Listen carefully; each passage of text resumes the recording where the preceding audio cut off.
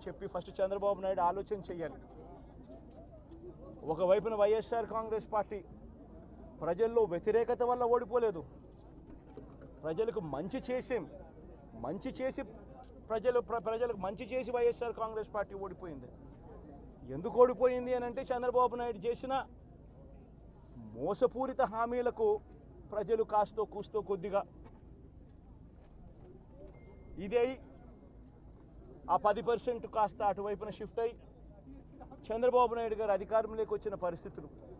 మరి చంద్రబాబు నాయుడు అధికారంలోకి వచ్చిన తర్వాత ఈరోజు రైతులకు ఇస్తానన్న రైతు భరోసా 20,000 రూపాయలు ప్రతి రైతన్నకి ఇస్తానన్నాడు.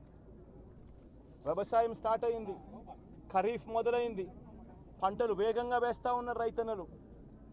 ఇంతవరకు రైతు భరోసా 10,000 20,000 రూపాయలు ఇస్తానన్న దానికి అతి గతి లేదు.